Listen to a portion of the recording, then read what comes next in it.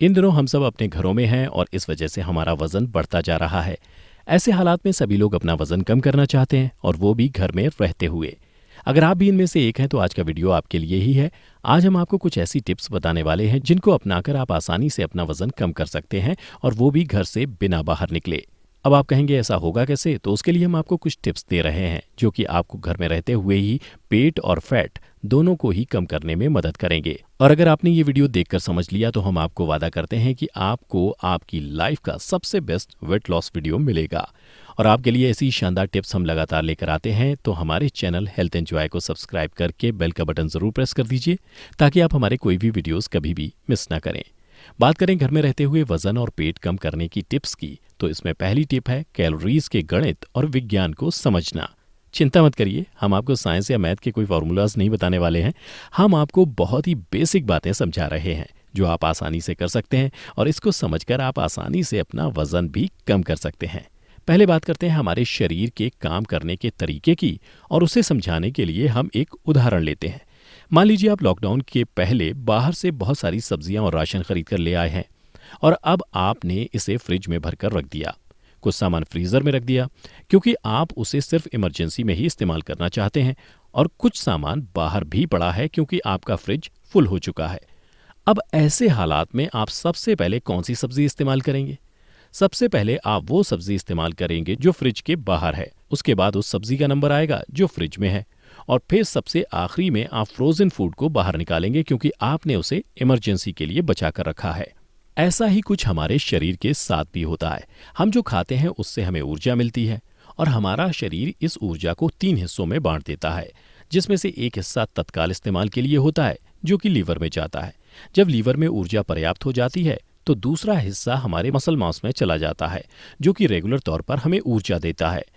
जब मसल मांस का एनर्जी लेवल भी पूरा भर जाता है तो हमारे खाने से बची हुई ऊर्जा जाती है फैट या चर्बी वाली कोशिकाओं में।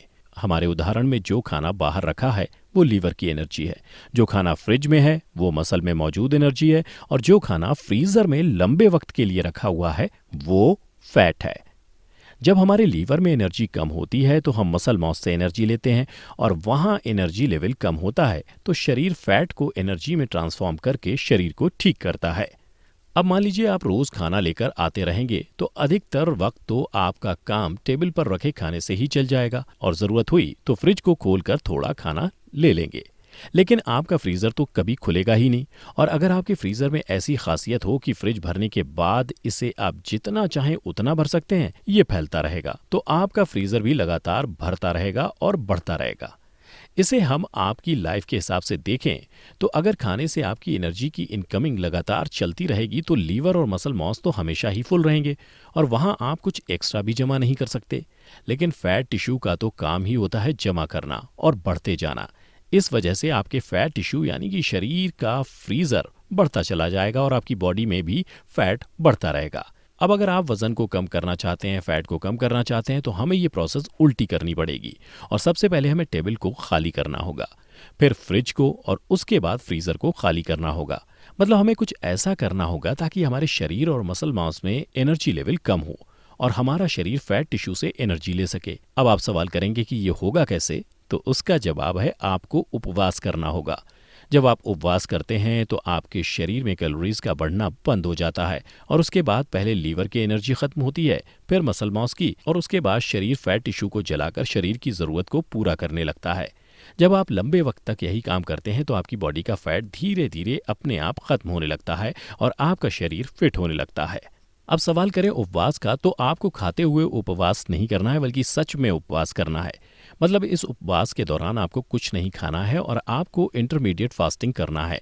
मतलब आपको अपने दिन में 1 या 2 बार खाना है और बाकी वक्त पूरी तरह से भूखा रहना है।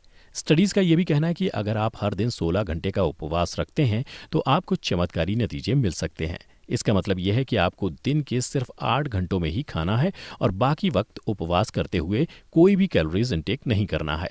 एक्सपर्ट ने अपनी खोजों में पाया है कि जब आप खाना बंद करते हैं तो आमतौर पर आपका शरीर 12 घंटों के बाद फैट से एनर्जी लेना शुरू करता है, जो कि 16 घंटों में पीक पर पहुंच जाती है। मतलब अगर आप हर दिन 16 घंटे का उपवास रखते हैं तो दिन में कम से कम 4 घंटे आपका शरीर अपने आप ही अपनी ज़रूरतों के लिए फैट को जलाएगा और आपका वजन कम करता रहेगा। यहाँ आप एक सवाल और कर सकते हैं और वो ये कि इंटरमीडिएट फास्टिंग ही क्यों? अगर 16 घंटे में फैट बर्निंग पीक पर होती है तो फिर लगातार 24 घंटे क्यों नहीं? तो उसके दो कारण हैं। ध्यान रखिएगा, जब आप पीक पर पहुंच गए हैं तो वहां से सब नीचे ही आता है और यही आपकी फैट बर्निंग प्रोसेस के साथ भी होगा। पीक पर पहुंचने के बाद दिमाग को लगेगा हम सर्वाइवल मोड में हैं और इसलिए शरीर ज्यादा ऊर्जा बचाने की कोशिश करेगा और शरीर के उन अंगों को ऊर्जा देना बंद कर देगा जिसको ज्यादा जरूरत नहीं होती। इसके चलते आपको थकान लगने लगेगी, कमजोरी लगेगी और आप आराम करना चाहेंगे। दूसरा कारण यह है कि हमें ये काम लगातार करना है और हमें इसे अपने काम के साथ करना है। अगर आप एक दिन 24 घंटे का उपवास कर लेते हैं तो अगले दिन आप उतना लंबा उपवास नहीं कर पाएंगे और रूटीन नहीं बन पाएगा। लेकिन अगर आप ये नियम बना लेते हैं कि हम आज सुबह 8 बजे हेल्दी नाश्ता करेंगे, शाम को 4 बजे एक बार खाना खाएंगे और उसके बाद फिर कल सुबह 8 बजे ही कुछ खाएंगे, तो आपके पास 16 घंटे का एक परफेक्ट विंडो मिल जाएगा। आपको काम के वक्त थकान नहीं लगेगी, आप हर दिन ये रूटीन फॉलो कर सकते हैं और आप वजन भी कम कर सकते हैं। साथ ही आपके शरीर में हर दिन लीवर और मसल मांस में बाहर से भी एनर्जी आती रहेगी, तो आपका शरीर सर्वाइवल मोड में नहीं जाएगा और आपकी फैट बर्निंग प्रोसेस हमेशा ही तेज बनी रहेगी। आपको थकान नहीं लगेगी और आपका वजन कम होता रहेगा। अब यहाँ आपको कुछ बातें ध्यान रखने की जरूरत है। उसमें पहली बात यह है कि इसमें नतीजे मिलने में वक्त लगेगा, तो एक दिन या 2 दिन से कुछ नहीं होगा। आपको लंबे वक्त तक इंटरमीडिएट फास्टिंग करते रहना होगा। दूसरी बात, हो सकता है आप शुरू में 16 घंटे तक उपवास ना कर पाएं, तो आप 12 घंटे से शुरू कर सकते हैं और उसके बाद धीरे धीरे बढ़ा लीजिए। तीसरी बात, आपको 8 घंटे खाने का मौका मिला है, तो इसका मतलब ये नहीं कि आपको ज़रूरत से ज़्यादा खाना है। इनफैक्ट आपको सही अमाउंट में खाना है। खाने को अच्छी तरह से चबाकर आराम से वक्त लेते हुए खाना है और ओवर ईटिंग बिल्कुल नहीं करना है। चौथी बात यह कि आपको इंटरमीडिएट फास्टिंग के बीच भी सिर्फ हेल्दी खाना खाना है। मतलब अगर आप ये सोच रहे हैं कि पिज्ज़ा खाएंगे, मिठाई खाएंगे, तो फ़ायदा कम और नुकसान ज़्यादा मिलेगा। आप फास्टिंग करके अपने फ्रीज़र को खाली करेंगे और हाई कैलोरीज फूड खाकर फिर से अपने फ्रीज़र को भर देंगे। तो आइडिया यह है कि अपने फ्रीज़र को खाली करना है, उसको भरना नहीं है।